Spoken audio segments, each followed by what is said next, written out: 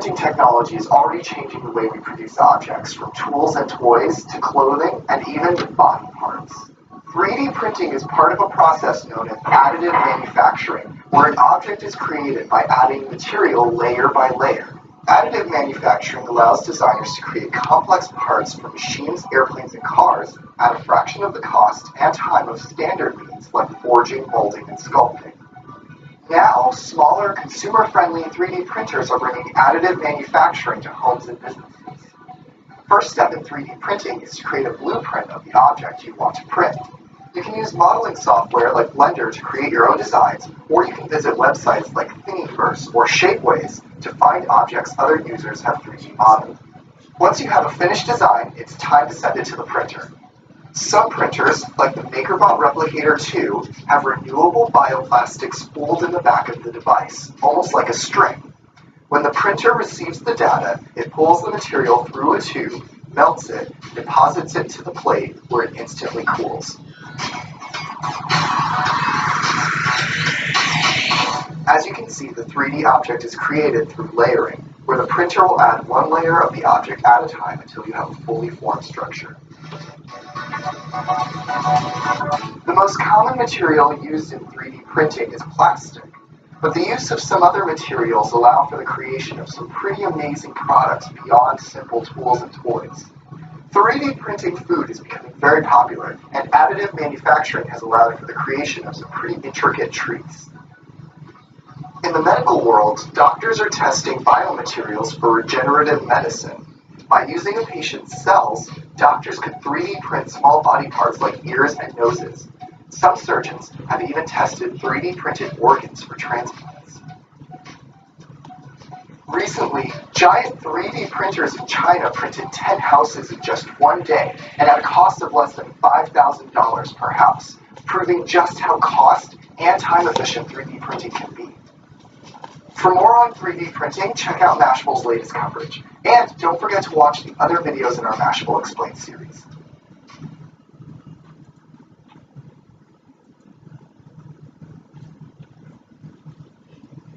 "3D printing, or additive manufacturing, is a process of making three-dimensional solid objects from a digital file. The creation of a 3D printed object is to achieve the additive process. In an additive process, an object can be created by laying down successful layers of material. The object is created. Each of these layers can be seen as a thinly sliced horizontal cross-section of the eventual object. It starts by making a virtual design of whatever object you want to create. An example would be creating a CAD file, then converting that file to the 3D printing software to be printed. 3D printed is made possible by either 3D scanners or 3D modeling software, and these programs generate the model or the program into the model. The process of slicing is getting the model ready for printing. Slicing involves breaking down the model into thousands of horizontal layers. Once the model is broken down into multiple layers, it can be fed into the printer, and each layer will be processed as a two-dimensional layer and printed from one end to the other, creating a 3D model. Once the printing begins, there is material that is fed into the printer that is usually melted or softened as it is used to create the object. 3D printing was created by a man, Chuck Hill, in 1986, who went on to launch one of the world's largest 3D printer manufacturers, 3D Systems. Wow. So, he created one of the largest 3D manufacturing processes solely on fabrication process called stereolithography. This is a technique or process for creating three-dimensional objects in which a computer-controlled moving laser beam is used to build up the required structure layer by layer from a liquid polymer that hardens on contact with laser light. Since then, there have been many techniques that have been developed. One of the more popular being fused deposition modeling, which feeds a thermoplastic into an extruder then through a hot end, which melts the material, allowing it to be molded into whatever object is being printed. Depending on the temp of the hot end, various other materials can be used, such as nylons, composites, and more. Another process is called selective laser melting. This is essentially the same process as what is talked about before, except instead of using synthetic materials, it melts metal powder to create the desired object. And finally, the last popular technique is plaster-based printing, which takes a powder on the printing plate and uses an adhesive resin to combine the particles into the object. This is often used to create artificial bones as well as other moldings and sculpture type items. These different techniques have led to the development of 3D printing in the construction industry and are forever inspiring other new ideas for 3D printing.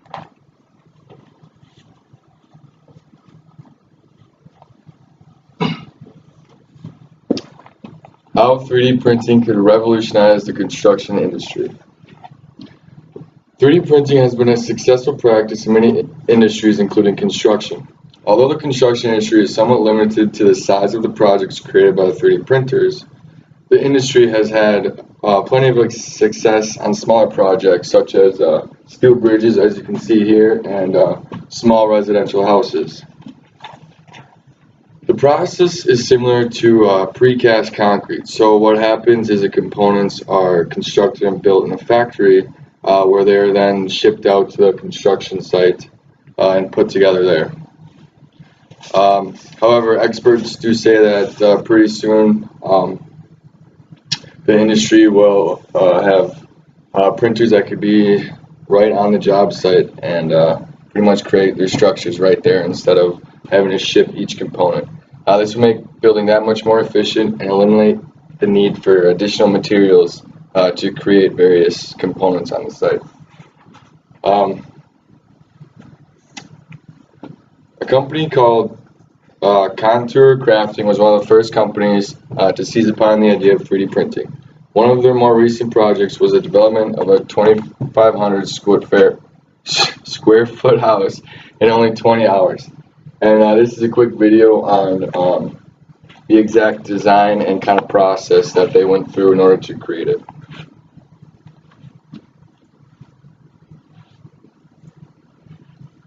3D printing technology is growing very fast up to the level of printing a building itself.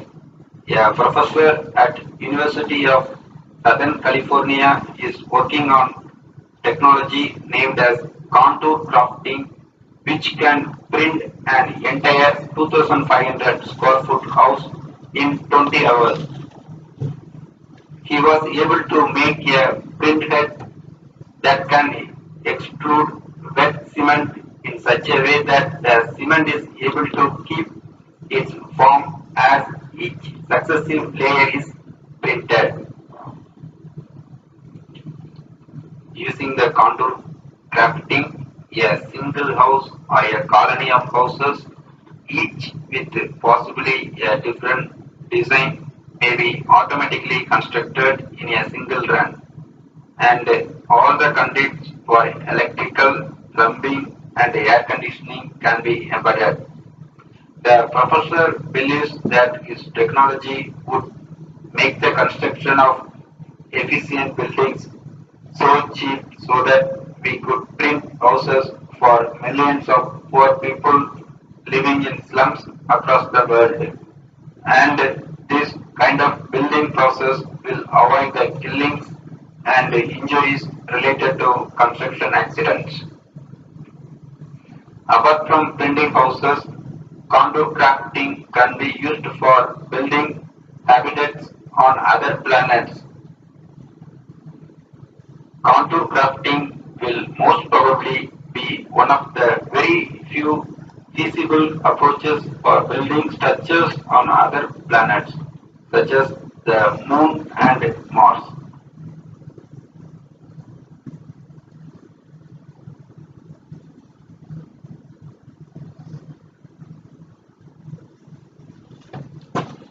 The company claims that it is not only faster, but also more eco-friendly and financially efficient than other construction methods. Although many regarded the process as little more than science fiction, other companies are also considering using 3D printers to build their efforts today.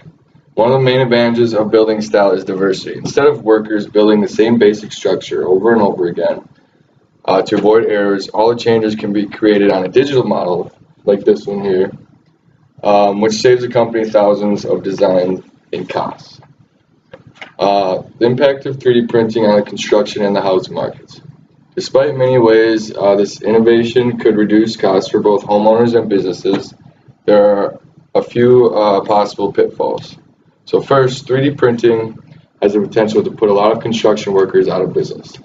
Jobs that once required skilled drywall installations or other highly technical abilities will soon be out of a job and pretty much lost. There's also the matter of the building materials themselves. After the 3D concrete structures are mostly hollow, this brings up a question on how reliable the strength and structural integrity of the structure actually is. Many formerly common materials, such as asbestos, were later found to pose a serious safety hazard. When searching for buildings materials to use in 3D printing, builders should pay close attention to public health and the environmental science research concerning those materials. The reactive adaptation of 3D printers in the construction industry. For the technology to really take off in the construction industry, equipment costs will have to decrease significantly. The products are generally pretty cheap, but the equipment costs are high. One of the biggest obstacles for the construction industry is time. By this I mean companies have to wait and see if the technology is tested and approved for safety so they can use it. 3D printing will be slowly implemented into the construction industry, even though some current projections anticipate 3D printing will play a leading part in the sector by the end of this decade.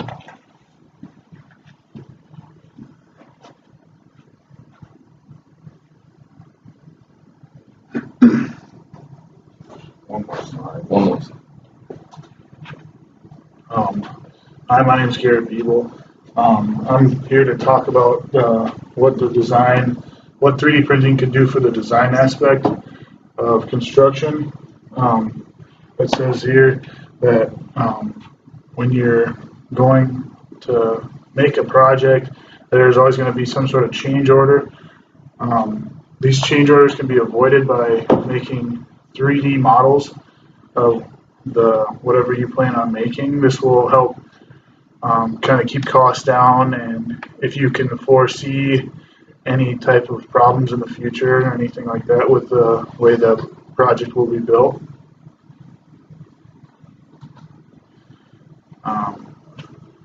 So there's a few different types of 3D printing mediums that these guys have already talked about. The first one is concrete. That's probably one of the most applicable for 3D printing. Obviously you can see that they can build houses out of it, precast built walls, other things like that. The plastic, I don't know if they're going to start making leaps and bounds with that for structural, but it can be used in the design phase to just show clients a better idea instead of a 2D picture or a set of plans, what the end project will look like. This is just used for cutting steel or wood, so for small things that need to be precise or other things like that. I'll go over the photosensitive resin and the way bronze, silver, and gold can be used.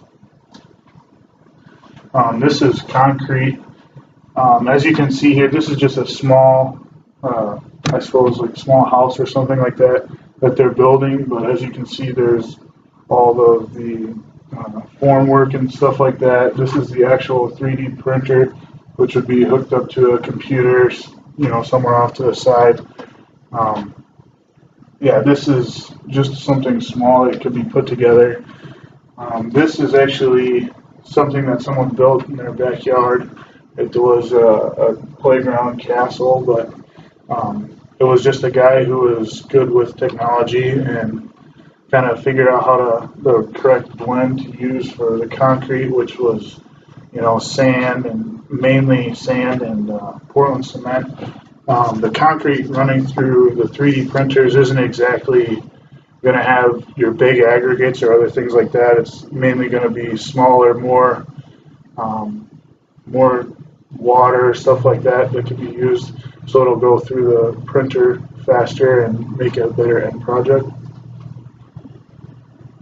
This is a video I found of a house a man actually built. Technology today is advancing by leaps and bounds. What you're seeing here is a 3D printer. What's it printing? It is printing a home. You can see in the background people. That gives you an idea of scale. And instead of using plastic, it's using concrete. This is quite.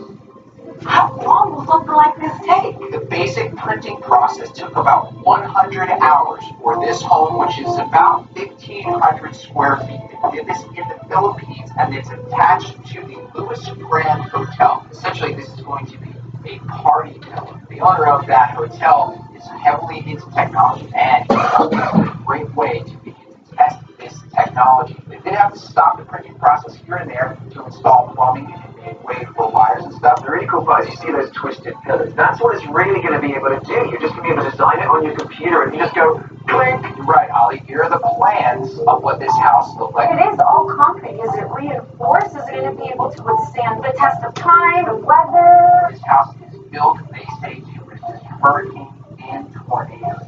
It was infused with rebar and other reinforcements along the printing process. This is still in the very early stages of this idea of 3D printing homes, but they proved the concept here. They proved that it is possible to do. Now, overall, it was quite a quick process to build this house, but it took several months to install the printer, to put up all the superstructure around it, and procure the concrete supply that would feed the printer. So it's not as easy as just driving a printer to a site and hitting print yet, but they're working on it.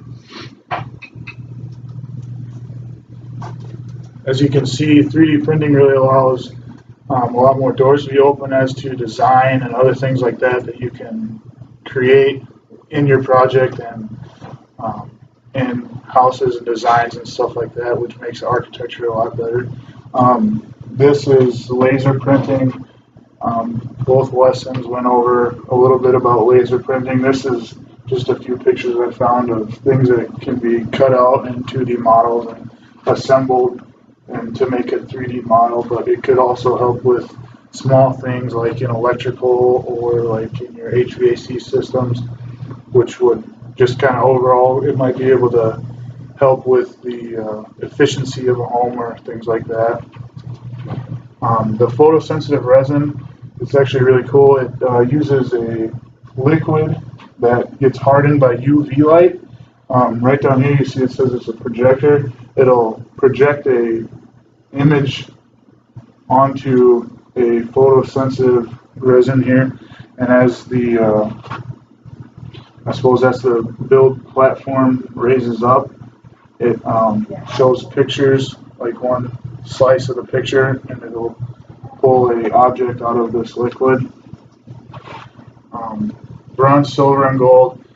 There's a few different ways to do it, but this way right here shows how they infuse bronze or silver powder with clay, and as they had it printed, they would print it out, and then they would put it in a kiln or an oven to basically melt all the metal together, and then all they'd have to do is polish it off. This could also help with precise things like in engine or in electrical systems or any other sort of HVAC, or I don't know, the possibilities are endless with that. That was our presentation.